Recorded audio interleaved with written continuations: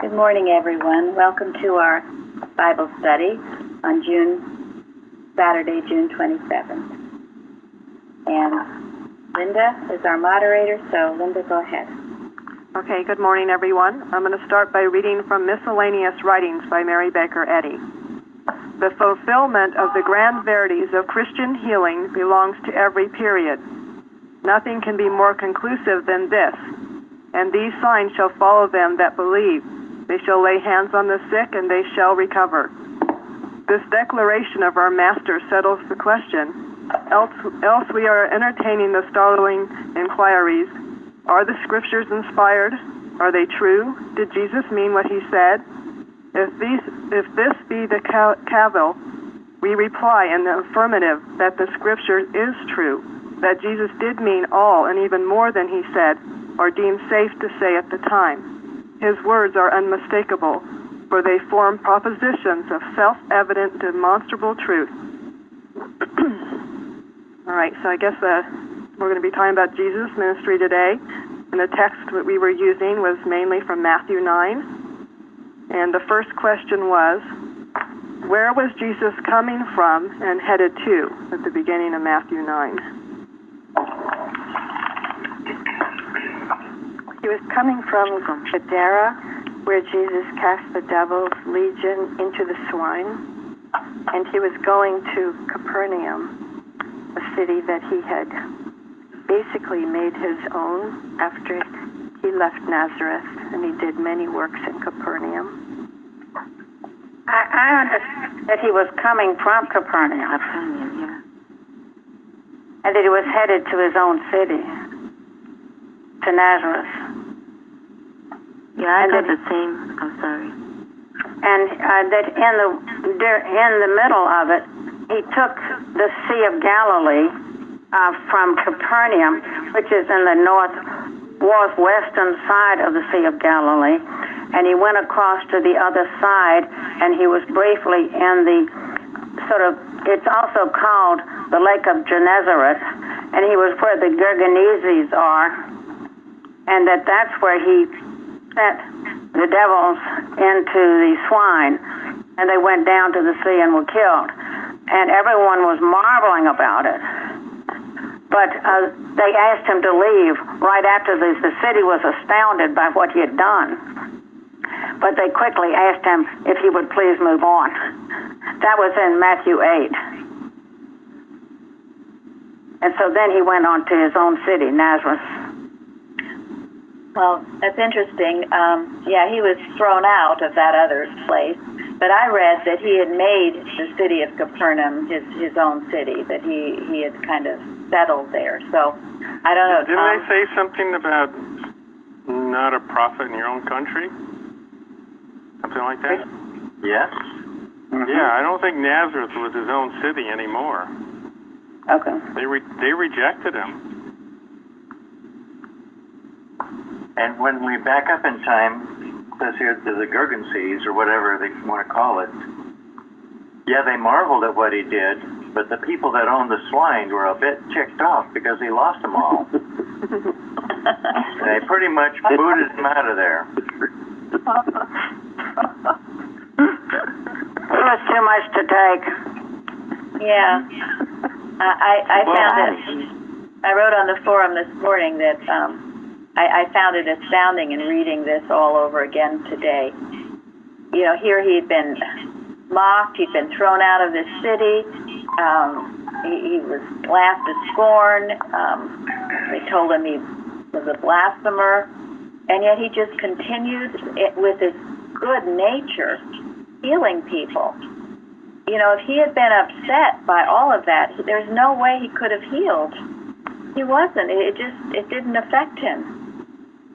It's beautiful when you think of it in that way.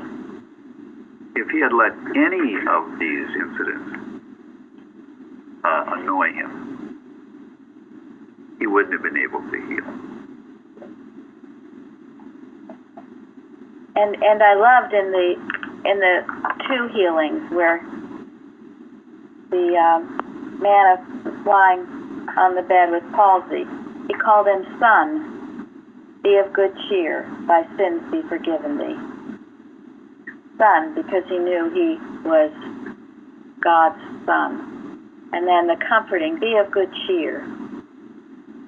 And then again, the woman that had the issue of blood, he called her daughter because he knew that she was the daughter of God, of the King. And then be of good comfort. Thy faith hath made thee whole. Such tender words of love. Through all the mist, walking around all of this criticism and condemnation. Quite Well, I think the marvel is that in this town of Capernaum, there was such a degree of receptivity. Why not in the other places? I mean, it's obvious that it wasn't. So, no wonder they call her son and daughter. And I didn't want to think anything from what you said, but the fact that they were receptive to the idea, it opened the door to the healing, because this chapter 9 is healing after healing. It goes on and on. Yes. I think also. Go ahead, I was going to call on you. No, I feel so deeply about how Jesus just always saw the nature of the beast, trying to tell the lie about what's true, and of course compounded with the deep compassion that he had all the time. Saw through it all and worked the way he was doing just for the glory of God, not listening to whatever would attack him or anything like that. I feel that is such an example, for us to also see what error would try to do all the time. Such Thank great you. work he was doing, and look at what was happening around him. Thank you. May I say something that goes along with this? That this word cavil, Matthew Henry uses it often, and it was in the readings that Linda found. When I looked it up, it said petty and unnecessary objection. So, these attacks on the Christ are petty and unnecessary. That is wonderful. Thank you. Thank you for looking that up. It's a very good point. So true. Petty and unnecessary. And when you're under the gun, you're under fire, if you do anything in life, you'll be criticized for whatever you do. And you'll know when it's petty and unnecessary. You'll know, too, if it's constructive and comes from a wanting or a willingness to be helpful. You can feel the difference. But Jesus never let the petty and unnecessary criticism rankle him.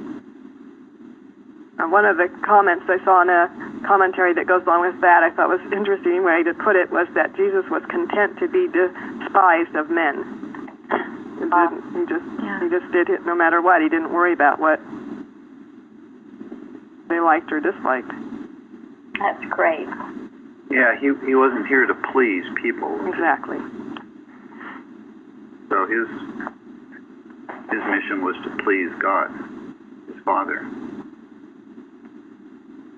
He never let anything rob him of his sweetness. That was a beautiful quote, too. Thank you, Linda, for miscellaneous writing. All right, so should we go into the first healing? Yes. The question was, what emphasis is made in the healing of the paralyzed man?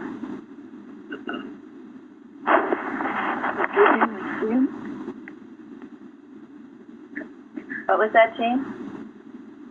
The forgiving of sins. Oh, yes, thank you. Yeah, what was Jesus getting at? Mortal mind, I think, as well. You were in a dream world. The thought that came to me was the man was paralyzed by his sins, or guilt of his sins. It connects sickness with sin. This was a general common belief at the time. It was almost considered law that if somebody had a physical ailment, it was the result of sin. Period. So a lot of people that was the general belief, that it was the result of sin if you ever had a problem.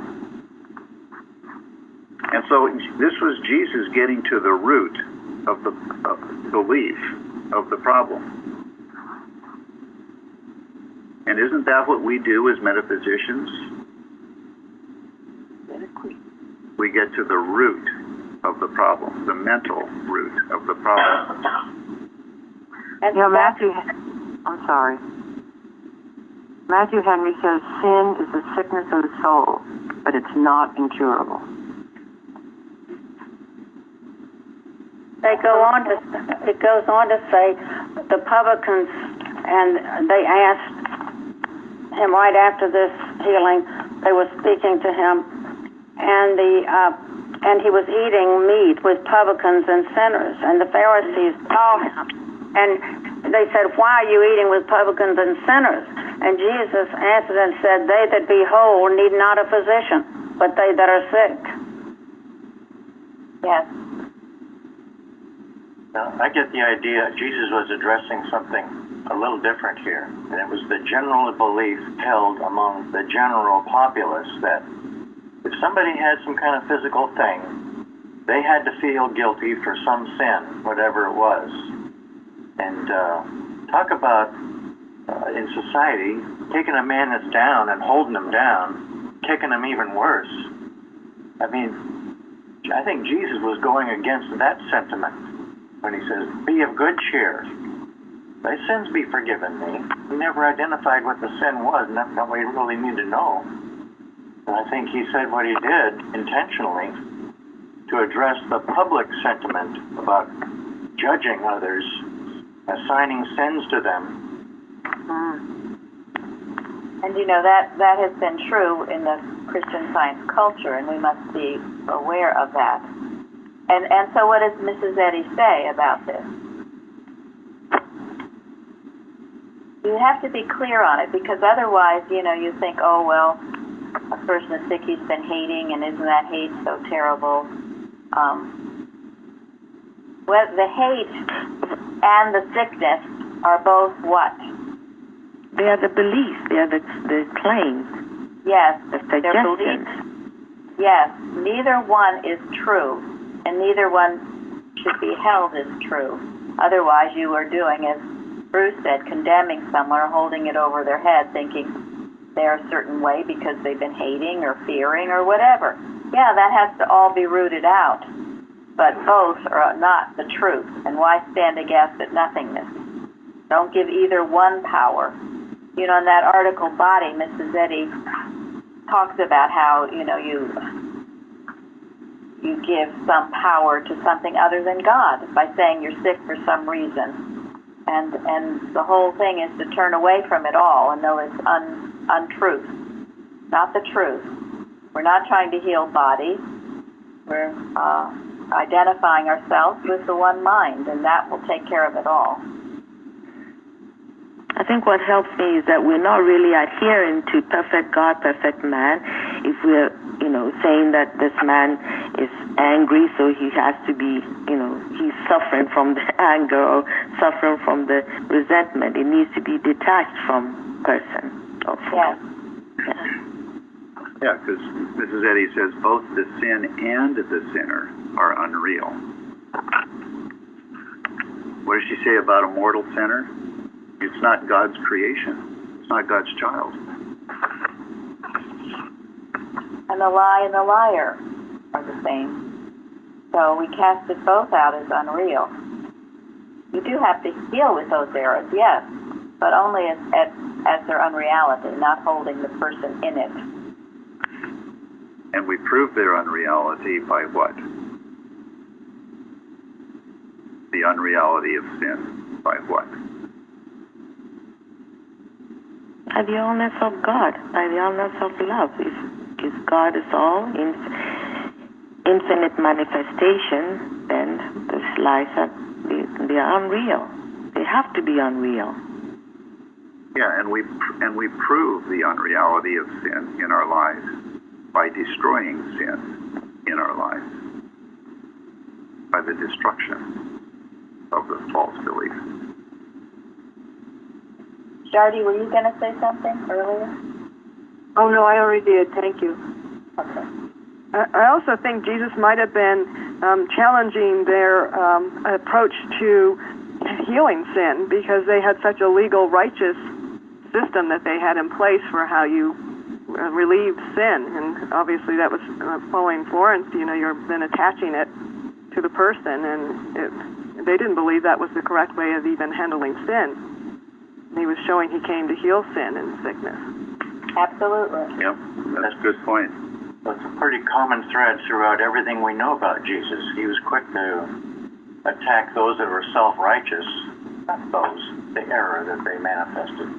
They were aggressively putting their views forth as if they were right, but they weren't. Good point. Yeah, and in their law, so-called, it was pretty detailed. There were some sins for which people were supposed to be stoned. I got something else from the narrative of this healing as well. And that's later when Jesus said, "Arise and walk."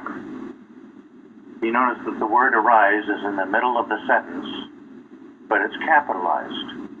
And he uses that twice in those verses there.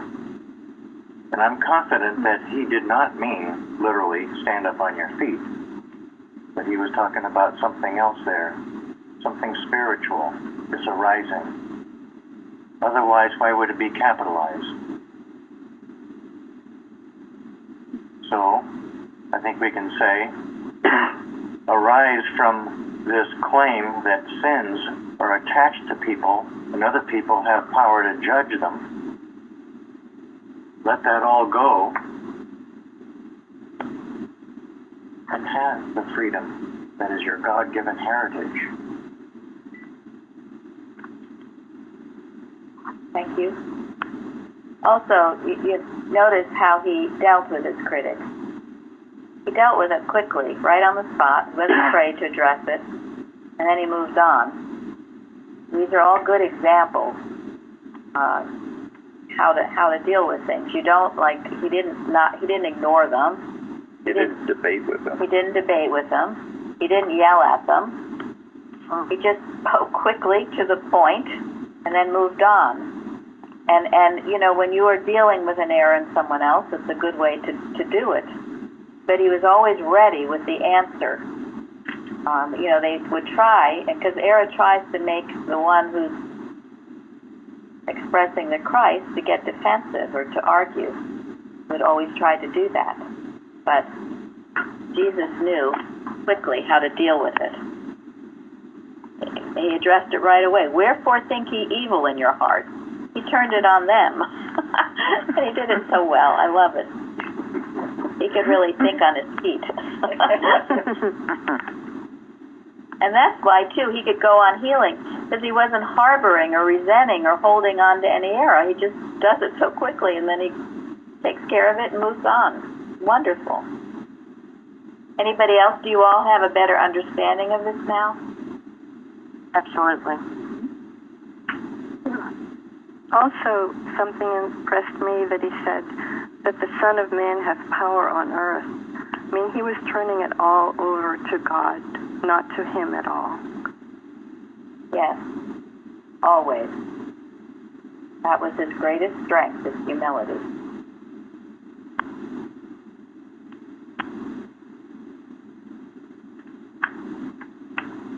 Okay, anybody else? How we doing? It's beautiful. We can go on to the next healing then if we're ready. What is significant in Jesus stopping to talk to this woman on his way to heal the synagogue leader's daughter?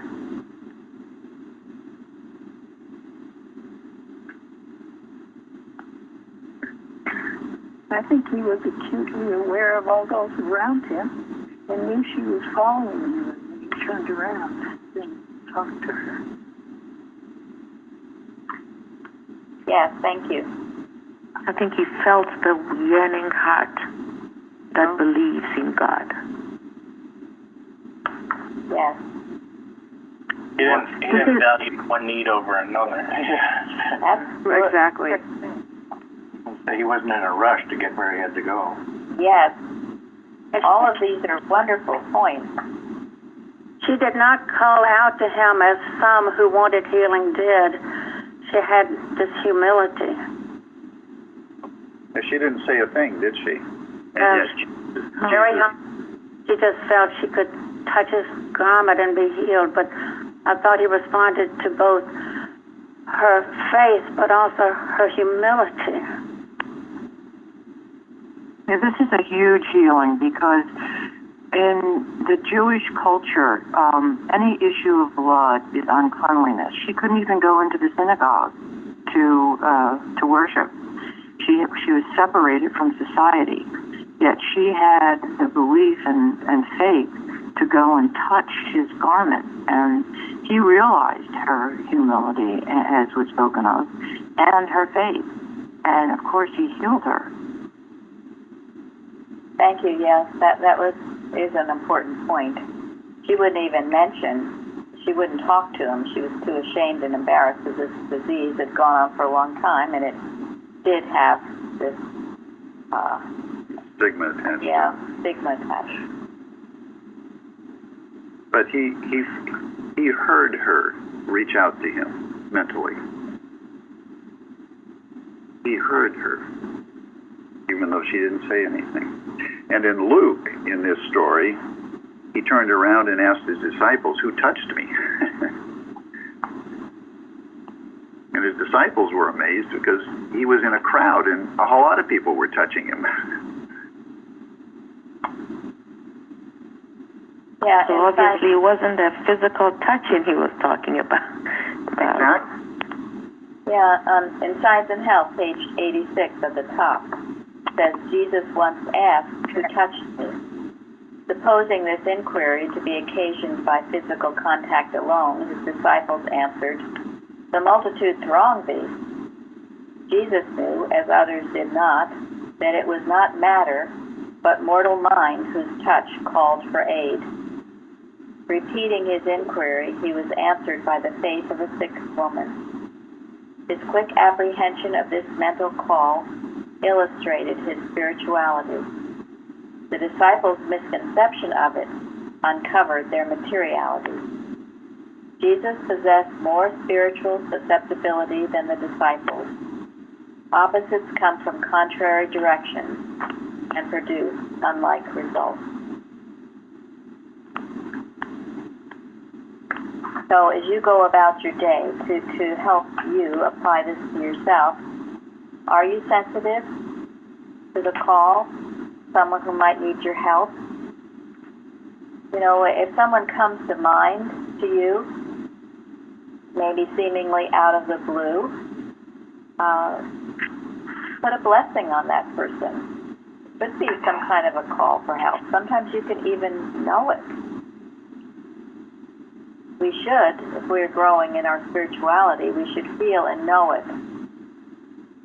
You know, you can reach out. I know I can reach out. I can tell mentally where people are. You just know. It's nothing you try to do. It's not an invasion. It's just something that you know. So. And the fact that we are mental beings, this is normal and natural. It's a quality that we all possess, to be able to feel the mental call. And always and only for healing. Only. Otherwise you would lose it if you try to do it for any other reason, like only for healing, to bless, to help and to heal. You know, the chapter on spirituality in Science and Health is the most important one to study. Spiritualism, yes. Spiritualism, yes. One to know and study. It's a masterpiece. We should all be developing that sense so we can meet the need. And it's not always what people are saying or the big smile on their faces. What you're feeling from them. That's for sure. Yeah. How many times does a smile cover something up, right? Too frequently. And often it's not the initial claim that is addressed.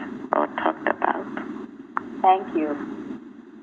That is so true. And people coming for help for a practitioner, they'll often say something that's not the real problem at all. Maybe sometimes they don't know what the real problem is, but sometimes they're saying something just to cover up what the real problem is.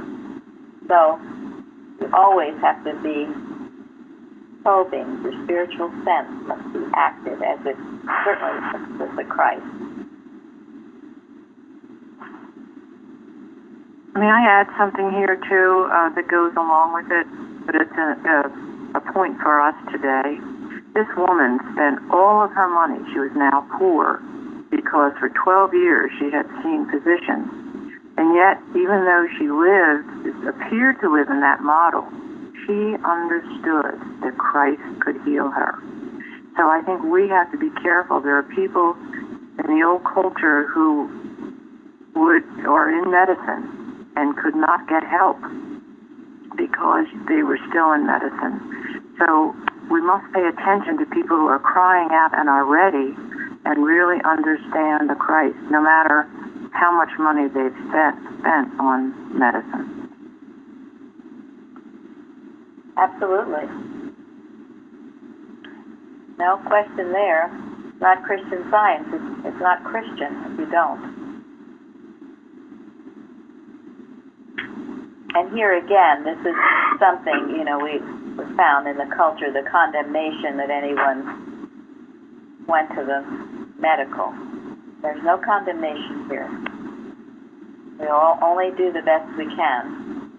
That's all anyone. The worst part, too, is that it became very secretive then. And a lot of people were going and covering it up. And to me, that's very unhealthy also. Very unhealthy, because dishonesty is human weakness, which forfeits divine help. Mary Baker Eddy. Thank you.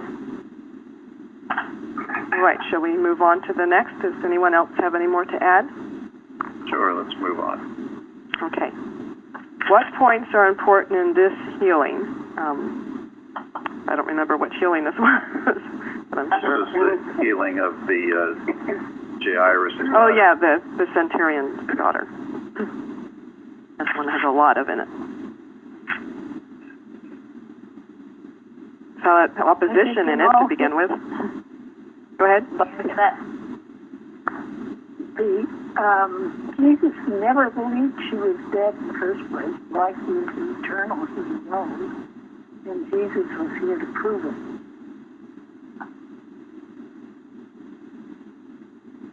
Yeah, and the room was full of people who believed that she had died, and they didn't want to believe anything else.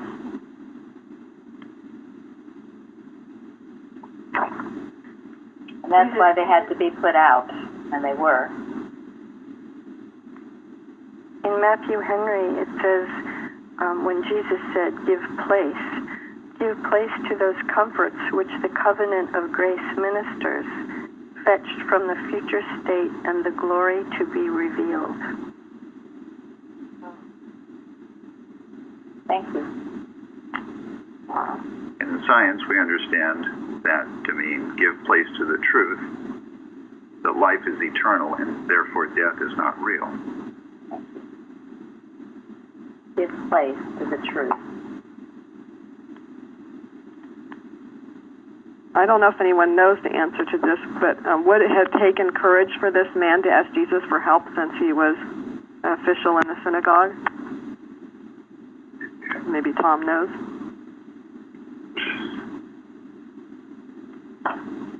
Well, I think it did take courage. What was that? Was that Jean? Yeah. If it was his daughter, he would want to do as much as possible, and it didn't matter, whether he got a bad name or not. If he had had more courage, he would have asked for help before she died. Oh, sorry, I guess I'm back. I hit the wrong button. Okay, Tom, what were you going to say? Sorry. So now I've lost what the question was, so. We were referring to the centurion asking for help. Did you have any thoughts on that? The question was, did it require courage on his part? And I said that if he had courage, he would have asked for help before she died. Now that she died, he was at his wit's end. He was he was absolutely at his wit at the end. Was it just courage he needed, or was it humility as well? Right. I mean, he was a centurion, so maybe both. Yeah. I would say thank you. Yeah. Definitely the humility more than the courage. The humility would allow for the courage, but I don't know. It's kind of speculating that if it was difficult to go up and ask Jesus to be healed, if that was, you can ask yourself, is it difficult to call a practitioner and get help sometimes? Maybe you do have to swallow your pride, your fears, or whatever. And he went himself. He did not send someone. And this shows humility also. It does. Well, it sounded like nobody in his household believed like he believed, Yes, that's true. so he couldn't send any of them. Right. They had to be put out. And remember that too. If you're in a situation and you're with a family or all everybody doesn't believe in Christian Science, it's something to contend with. It is. A practitioner has to contend with it, and sometimes they have to be put out. I know of a situation where someone was seriously ill, and the husband had to go live somewhere else for a while because he was interfering with the healing process.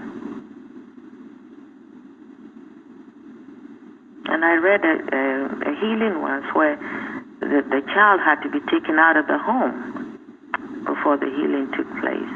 Yes.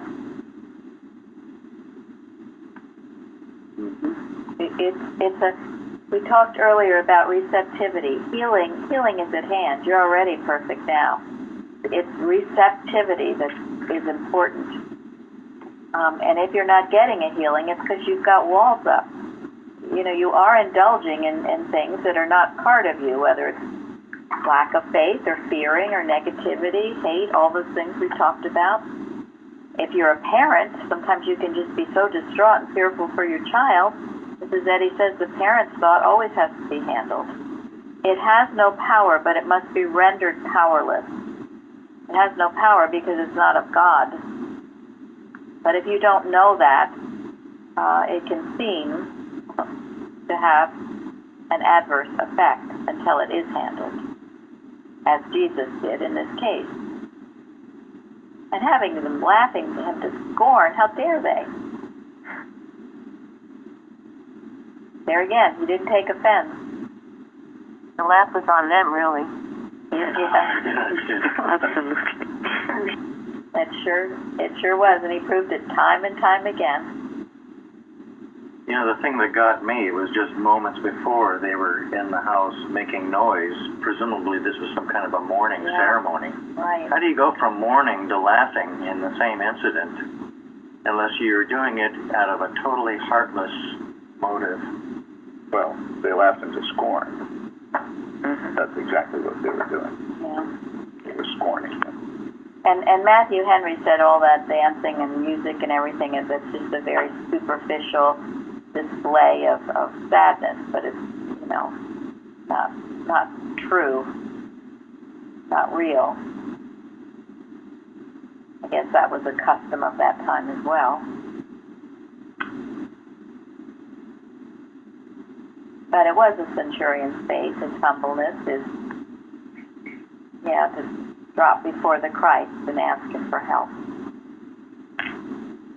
The other thing that I got from it is, after all that Jesus has ever said to those that were supposedly officials in the synagogue, and apparently self-righteous, and yet in this case, he actually went to the man's house.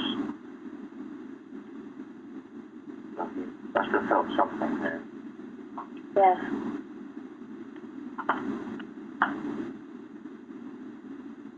And that's what took courage. On Jesus' part.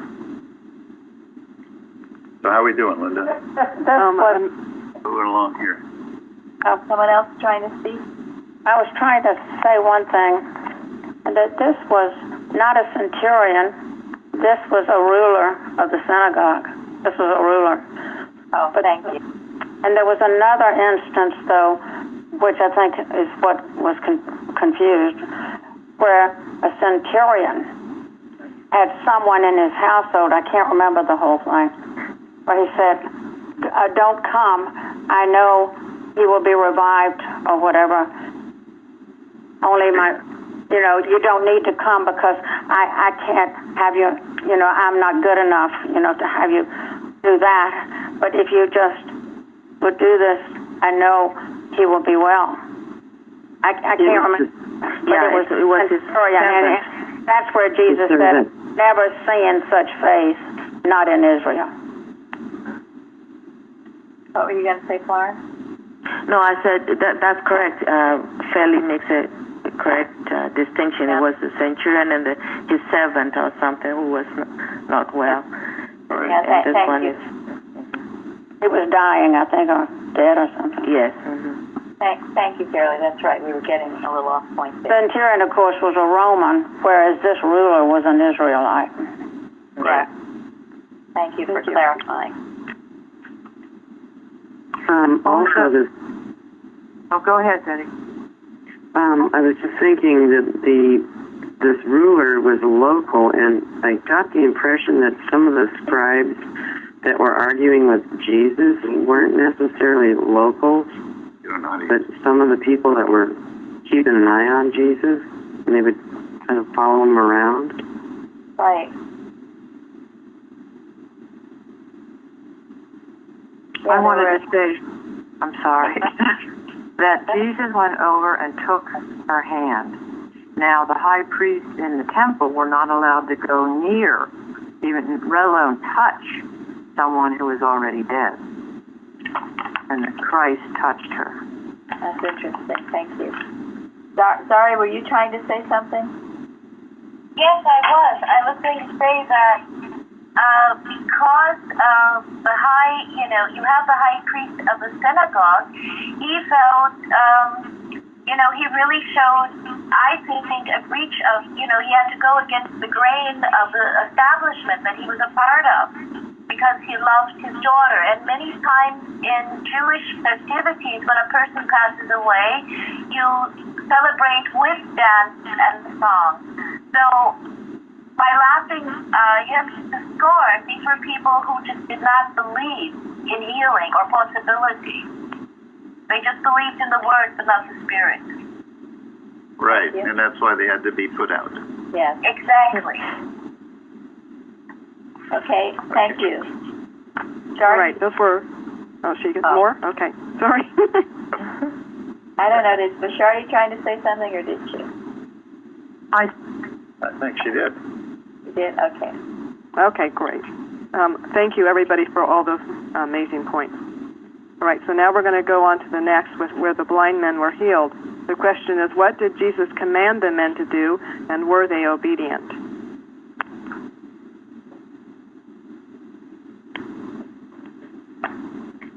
Well, they were told not to tell anybody, Go ahead, Lillian. and they went ahead and spread the word abroad afterwards.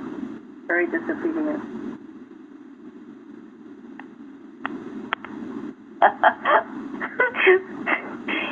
They told everybody. Yeah. Why did Jesus ask them not to tell? Why did Jesus ask them not to tell?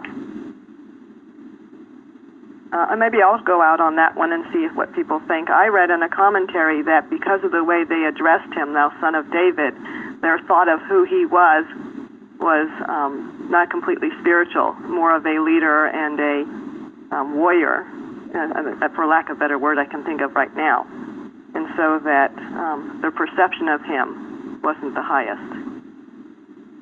That's kind of funny because in a commentary I read, it said that they were remembering that the Messiah was supposed to come from the loins of David, so that they were recognizing that. So it's kind of That's the things with commentaries you get. Yes. Yeah, I don't think there's a human answer Right. to that question. There was obviously a reason, and we may not know the reason, but the one thing we do know about Jesus is that he always directed people to God. He always gave God the credit for everything that he did. So perhaps in this particular case, he didn't want them to have a personal sense of him, but rather give God the credit only. Well, Maybe it's like, go ahead, Lauren. and I'm just thinking maybe it's like, in our day where when you get a healing, you must know the principle that had done the healing. And with that is ground, it's a firmer ground of the basis from which the healing had taken place instead of, oh, well, I got healed, so maybe from Yeah, I that think sense. thank you. The other thing is you use wisdom. We had this example years ago when Gary's grandmother came out to visit our church from Puyallup, Washington, and she was a member of the Puyallup church, played the organ. And she came to classes. She was so excited about our church, the independence, how we became independent. She thought the whole world should know about it, and she went back to her church, and guess what happened? They rejected it. Yes. They didn't want to listen to it. And they shot it full of holes. I mean, they were critical. It was like a big balloon that suddenly gets deflated. And she had to deal with all that negativity. So sometimes you use wisdom. You use wisdom in giving testimonies. That doesn't mean you don't give a testimony, but perhaps you might make sure that, as Florence said, that you learned a lesson and that you're well grounded in the healing. You just don't go around and talk off the top of your head, because you will get shot full of holes. And so Grandma Crawford had to learn a lesson, and she did. She did. It's a lesson we can all learn from.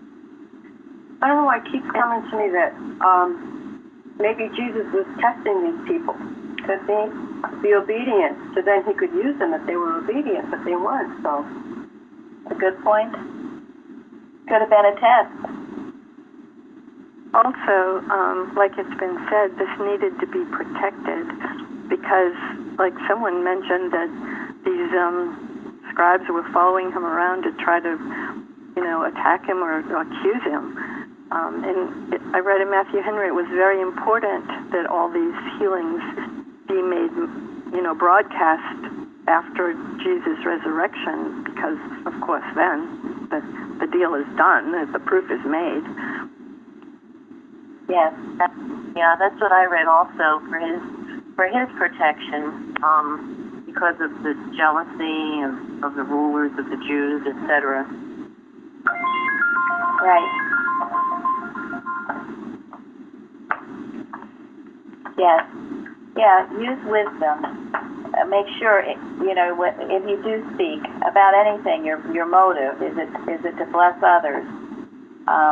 Or is it just to kind of show off or because you're just so elated? Then you are that big balloon that gets deflated. Use wisdom. Love accompanies wisdom, and wisdom accompanies love. So check your motive, whatever you do, and do it from a standpoint of love. And then you can never go wrong, nor can this type of error touch you or reach you or upset you if it attacks you in some way. I know from my own experience, if I'd had something really great, the temptation there is to get carried away with the zeal of the aftermath of it. And I know that when I'm in that mindset, I'm not questioning my motives. Right. I'm being driven by something. Yes. I think that's and that goes back to Lily and being tested. And they failed. So. We've had people, come to the church, and they were all related, and they spoke when they couldn't prove it, and they have leaves.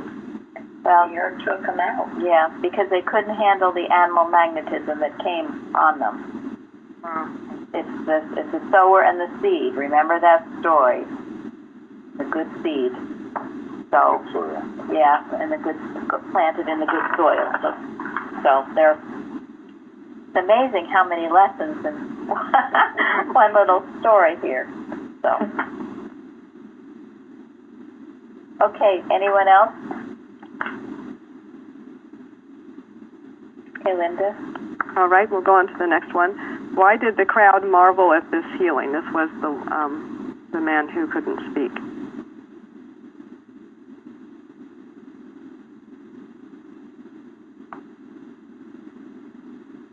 Okay, well, the answer was in the Bible, so It was never so seen in Israel. thank you.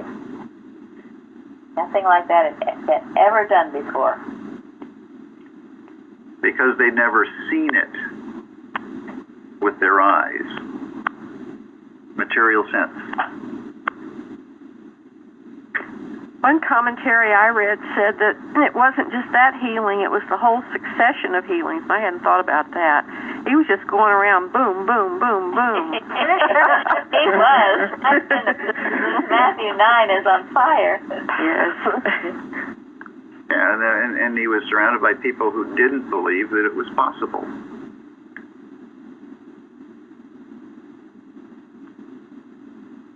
And right away, what did the Pharisees say? They didn't want anybody marveling.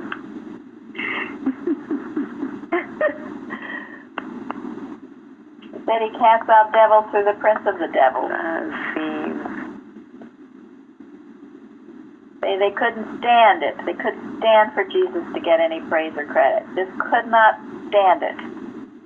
Had to be the work of the devil. Had to be the work of the devil. Had to rip out any semblance of joy and recognition and gratitude for what he'd done. They just wanted this man to continue suffering. They didn't care. How could they not care? And that's true. How could they not care? Yeah, their own selfishness. That they just You have to remember that Jesus was a renegade for the people, for the Pharisees. You know, he was talking about the Pharisees were the caste or the group that did the healing. He was giving it to the people. This is radical. Yes. This was not supposed to ever happen. They had to get rid of him. And there's that belittling again of deity. Thank you. Yeah, thank you. Yeah, Florence wrote that on the forum about the belittling of deity. It was very good. And you know, our church, that's what we were called, a renegade. So I guess that's good company.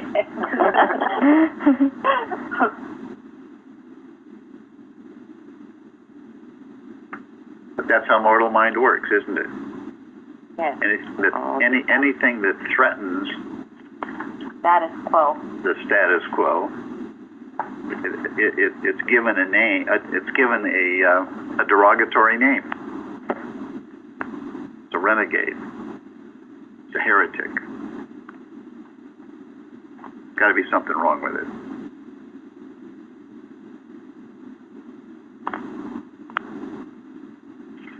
Anybody else? All right, shall we move on to the next question? How did Jesus respond to the crowd and tell his disciples to pray for?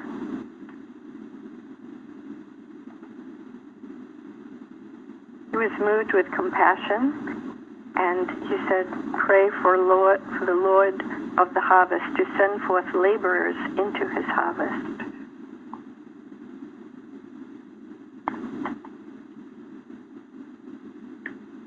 Well, this was kind of telling, too, because you had a lot of religious leaders at the time, so clearly he didn't think they were there to help in the harvest.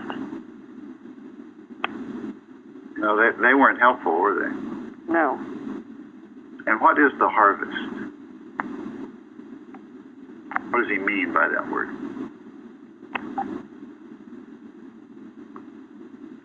Saving souls. What was that? Saving souls.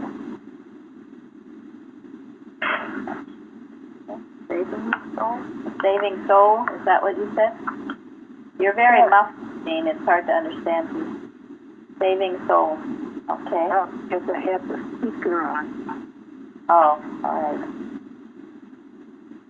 Well, I did want to add something that was said in the commentary that made me think of Plainfield, that God can bless a few to accomplish the work as much as many. Oh, thank you. That's good. Yes. And so Jesus taught his 12 disciples to be able to go out because of the multitudes of people that were responding to his preaching and his healing. Yes. That's interesting. There were only 12, for the most part. There were 70, but only 12 left the record. And they went out 2 by 2. We're going into the next question, but... Well, we can go ahead and go into that question because I wanted to know, how did Matthew 9 prepare a disciple for Matthew 10, all the information you get in Matthew 10.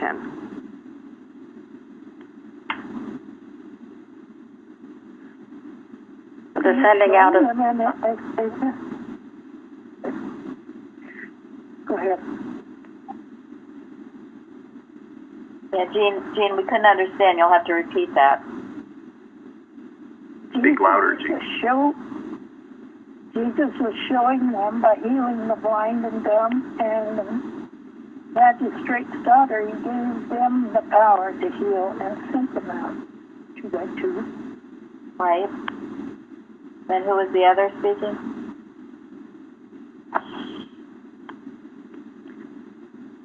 Well, it wasn't me, but I was thinking that they saw Jesus' great love for all who came to him, and Jesus did not react to any adverse, thoughtless, or hateful behavior. Jesus knew what his mission was and that he had power from God and conveyed it to his disciples. Yes, he demonstrated, and they were able to do it. And what is the power that he gave them? Of God, the Christ. Power. The kingdom is here. The kingdom is at hand. What does that mean? What does that mean to you today? Do you have that power? We should. That we can reflect it if we turn to God with all our heart and soul and mind. What is it that heals? The understanding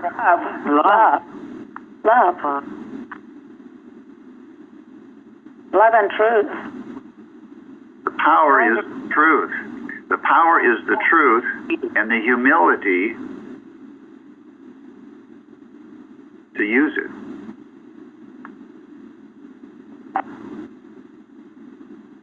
It's an absolute faith that with God all things are possible.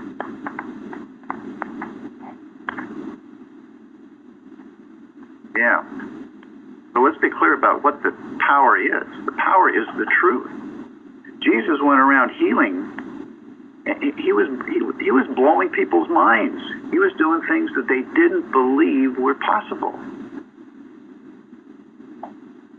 And he was explaining as best he could in a human language at the time what it was that was doing the healing. That was the power that he gave to his disciples. So it was both the healing, because the proof of healing is irrefutable. Once you've seen healing, you can't say that it didn't happen. You can't say that it was impossible.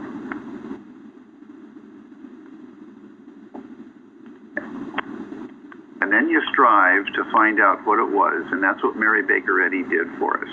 She strove to find out what the power was. Very important. Otherwise, you will personalize this. And even when I hear, and I'm sure Florence does too, or I can't do it, or I can't heal, or I don't have enough faith. Well, that's right. You don't. absolutely right. You do not. Only God does. That's So right. don't even think you can. You can't. That's the big point here. I've been studying, I've been reading, I don't get... Yeah, right. So this means I. Well, get rid of the I. Your only job is to get out of the way so God can work. God is the power. God heals. And Jesus knew it. And that's why it was boom, boom, boom, boom, as Connie said. It was wonderful.